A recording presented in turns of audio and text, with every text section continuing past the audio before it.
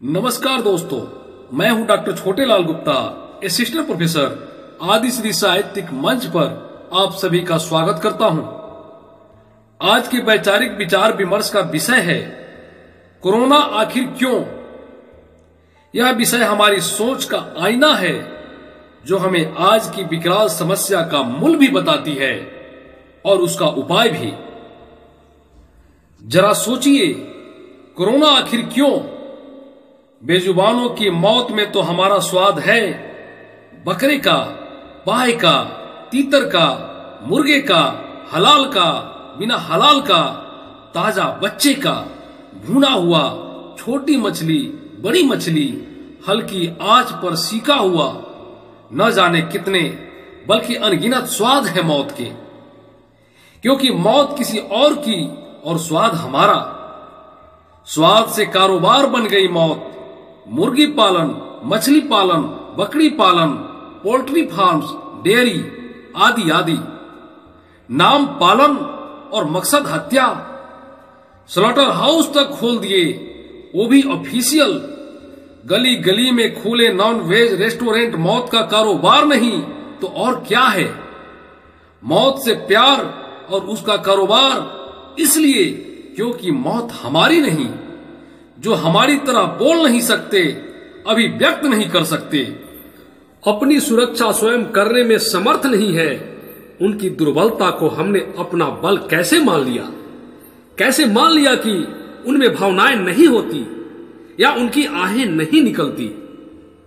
Dining table पर हड्डियां नोचते बाप बच्चों को सीख देता है, बेटा कभी किसी का दिल नहीं दुखाना, किसी की आहें मत लेना, किसी की आंख में तुम्हारी वजह से आंसू नहीं आना चाहिए।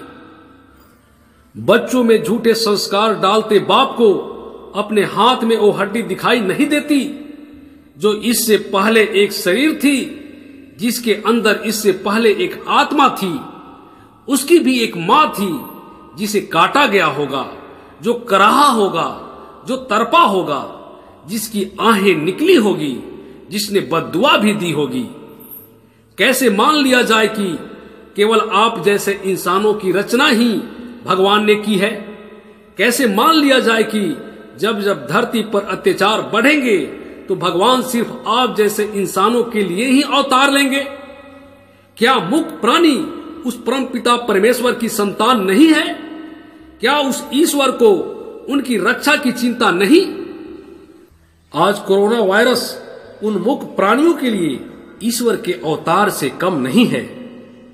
भगवत गीता में भगवान ने स्वयं अपने अवतार का प्रयोजन बताते हुए कहा है, जब जब धर्म की हानि और अधर्म का उत्थान होता है, तब तब दुष्टों के विनाश के लिए मैं विभिन्न युगों में माया का आश्रय लेकर उत्पन्न होता हूं।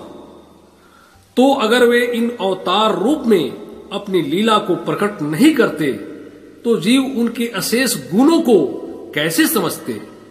अतः प्रेरणा देने और मानव कल्याण के लिए उन्होंने अवतार रूप में अपने आप को आज प्रकट किया है।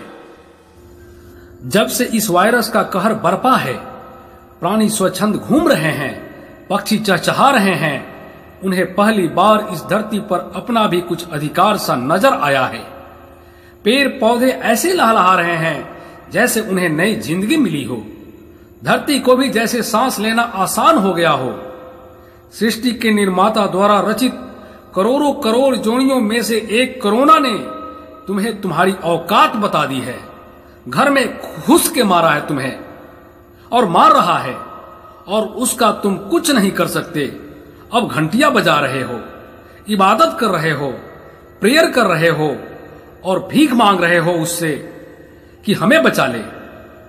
धर्म की आड़ में उस परम पिता के नाम पर अपने स्वाद के लिए कभी बकरे काटते हो, कभी बकरे की बलि चढ़ाते हो, कहीं तुम अपने स्वाद के लिए मछली का भोग लगाते हो।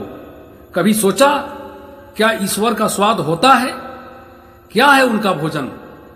किसे ठग रहे हो? भगवान को, अल्लाह को या खुद को? तुमने तो उस एकमात्र परम पिता परमेश्वर के भी बंटवारे कर डाले। मैं मंगलवार को नॉनवेज नहीं खाता। आज बृहस्पतिवार है, शनिवार है, इसलिए आज नहीं खाता। अभी रोजे चल रहे हैं। नवरात्रि में तो सवाल ही नहीं उठता। झूठ पर झूठ, झूठ पर झूठ, झूठ पर झूठ। फिर कुतर्क सुनो, फल सब्जियों में भी तो जान होती है। तो सुनो, फल सब्जियां संसर्ग नहीं करती, नहीं वो किसी प्राणी को जन्मती है, इसलिए उसका भोजन उचित है। ईश्वर ने बुद्धि सिर्फ तुम्हें दी ताकि तमाम योनियों में भटकने के बाद मानव योनि में तुम जन्म मृत्यु के चक्र से निकलने का रास्ता ढूंढ सको। लेकिन तुमने इस मानव योनि को पाते ही स्वयं को भगवान समझ लिया। आज कोरोना के रूप में मौत हमारे सामने खड़ी है।